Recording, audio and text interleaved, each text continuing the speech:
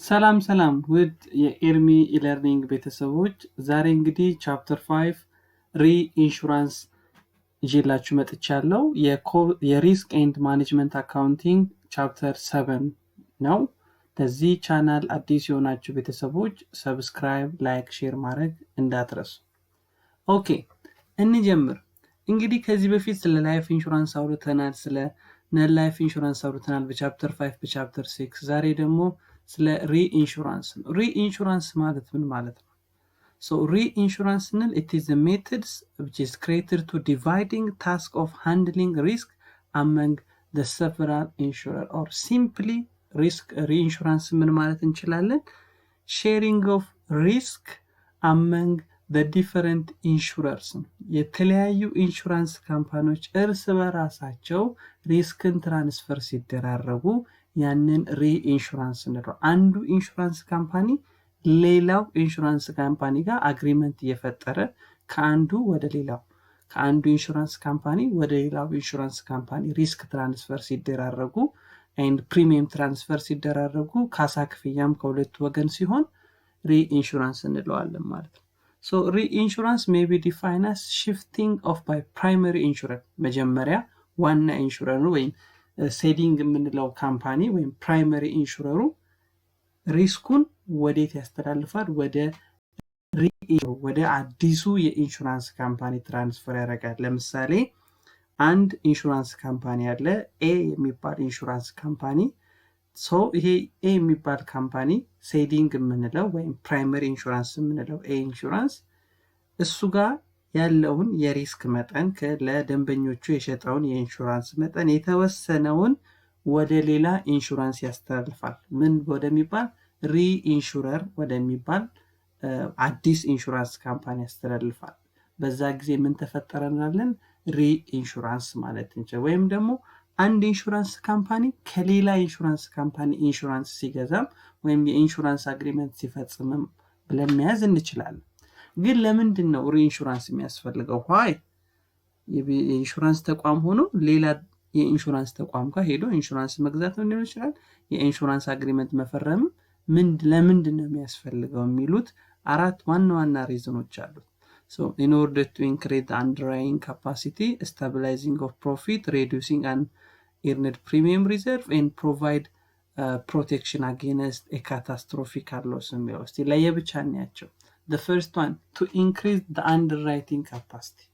ነገር ግን underwriting capacity ማለት ምን ማለት ነው? Underwriting is involving assessing the degree of risk associated with offering insurance to an applicant. ለአንድ አፕሊካንት ለአንድ ድርጅት ይህን ፋንክሽንስ ኦፍ ኢንሹራንስ ላይ አይተናል። ሪስክን አሰስ አድርገን ምን ያክል ፕሪሚየም ይክፈል፣ ምን ያክል ነው ሪስኩ፣ እንቀበለው ወይም ኢንሹራንስ እንስጠው የሚለውን ስራ ስንሰራ አንደርራይቲንግ እንለዋለን። ስለዚህ ይሄ አንደርራይቲንግ አክቲቪቲ በሁለት በሶስት በአራት ኢንሹራንስ ካምፓኒዎች የሚሰራ ከሆነ ጥሩ ሪስክ አይደንቲፋይ የማድረግና ጥሩ ፕሪሚየም ሴት የማድረግ ካፓሲቲያችን ከፍ እያለ ይመጣል ማለት ነው።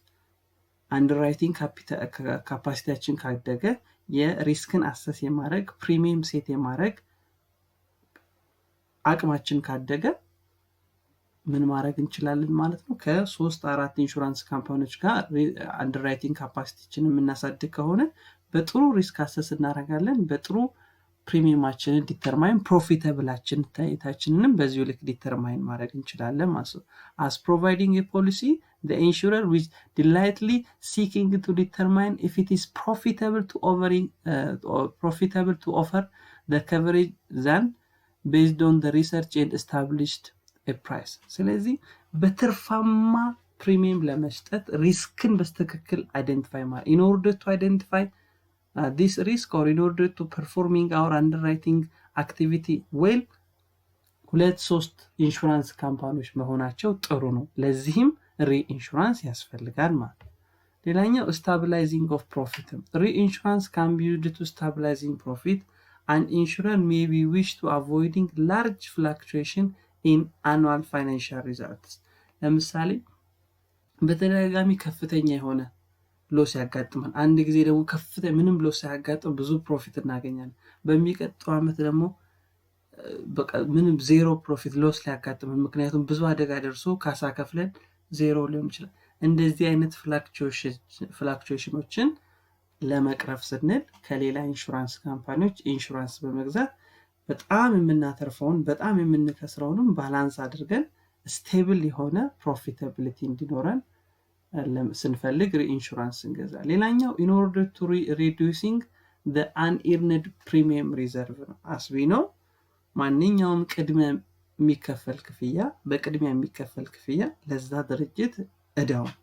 ለምሳሌ እኛ ፕሪሚየም የምንከፍል ከሆነ ለምሳሌ 10,000 ብር ፕሪሚየም ከፍለን የ2 ዓመት የመኪናችንን ፕሮቴክሽን ሞተር ቫይክል ብንገዛ ሞተር ኢንሹራንስ ብንገዛ ያ የከፈልነው 10,000 ብር ለኢንሹራንስ ካምፓኒ እዳ ነው። ምን ተብሎ unearned premium ተብሎ liability ሆኖ ነው የሚመዘገበው። ያ ኮንትራቱ እስከሚያልቅ ድረስ ያ የተከፈለው ክፍያ unearned premium ተብሎ ነው የሚያዘው። ስለዚህ ሪስክን ሼር የምናረግ ከሆነ የተለያዩ ካምፓኒዎች ሪኢንሹራንስ ያደረግን ብዙ ኢንሹራንስ ካምፓኒዎች የሚሳተፉበት ከሆነ የኛ unearned premium ብለን liability ላይ የምናስቀምጠው አማውንት ሌሎች ካምፓኒዎችም ስለሚጋሩን ሌሎች ኢንሹራንስ ካምፓኒዎችም ስለሚጋሩን we can reduce the unearned premium reserve ማለት። ለምሳሌ አንድ ድርጅት ብቻውን ከሆነ የቀደሙን 10,000 ብር unearned premium reserve ብሎ የሚይዘው አሁን ሁለት ካምፓኒዎች ሪኢንሹራንስ ቢያደርገው 5,000 ብር ነው liability ብለው የሚይዙት። አራት ካምፓኒዎች ሪኢንሹራንስ ከሆነ ደግሞ 2,500 ነው unearned premium reserve ብለው የሚይዙት። ስለዚህ ከፍተኛ የሆነ የunearned premium reserve ካለብን ከፍተኛ የሆነ liability ካለብን ምን ማድረግ እንችላለን? ሪኢንሹራንስም መግዛት እንችላለን ማለት። ሌላኛው to provide protection against a catastrophic loss የምንለው። Sometimes the insurance company they may be loss because of a catastrophic loss. ብዙ ጊዜ ኮንትራታቸው ላይ ሪስትሪክትድ ያደርጋሉ። በካታስትሮፊካል ምክንያት የሚመጣ ሎስን አንከፍልም ይላሉ። ለምሳሌ በከፍተኛ የሆነ የመሬት መንቀጥቀጥ ኦር በዝናብ ከፍተኛ የሆነ ጎርፍ ኦር በተለያየ ኢኮኖሚካል ኮንዲሽን ለምሳሌ ከፍተኛ ኢኮኖሚክ ዲፕሬሽን የተለያዩ ኦር ኢንዱስትሪያል ኤክስፕሎዥን ኦር ናቹራል ዲዛስተር ኦር ኮሜርሻል ኤርላይንስ ዲሳስተር በተለያየ ምክንያት ለምሳሌ ኤርላይንስ ላይ ኢንሹራንስ የሚሰጥ ድርጅት በሆነ አጋጣሚ ሁሉም የኤርላይንስ ካምፓኒዎች ሎስ ውስጥ ይገባሉ ወይም አደጋ ይደርስባቸዋል። ስለዚህ ለነሱ ሁሉ መክፈል ሊገባው ነው። ለምሳሌ assume that አንድ የኢንሹራንስ ካምፓኒ ለኤርላይንስ ካምፓኒዎች ብቻ ነው ኢንሹራንስ የሚሸጠው ብለን እናስብ። አንድ የኢንሹራንስ ካምፓኒ ለብዙ የኤርላይንስ ካምፓኒዎች ኢንሹራንስ ሸጧል፣ አቪዬሽን ኢንሹራንስ ሸጧል። so at some point ሁሉም የኤርላይንስ ካምፓኒዎች ኪሳራ ቢያጋጥማቸውና ኢንሹራንስ ክፍያ ቢጠይቁ ይህ ድርጅት ለሁሉም መክፈል አይችልም፣ ለሁሉም ለመክፈል ይከብዳል። ስለዚህ እንደዚህ አይነት ካታስትሮፊካል ሎስ በሚመጡበት ጊዜ ሎስን ሚኒማይዝ ለማድረግ የእሱ የሚከፍለውን ኢንሹራንስ ካምፓኒዎች የሚከፍሉትን ክፍያ ሚኒማይዝ ለማድረግ ምን ይጠቀማሉ? ሪኢንሹራንስ። የተወሰነውን ለሌላ ኢንሹራንስ ካምፓኒ ይሸጣሉ፣ የተወሰነውን ለሌላ ይሸጡና የተወሰነውን ደግሞ ራሳቸው ይይዛሉ ማለት ነው። ስለዚህ እዚህ ጋር ያየናቸው reason for reinsurance in order to increase the underwriting capacity, in order to stabilizing the profit, in order to reducing unearned premium reserve, and to provide protection against catastrophic loss.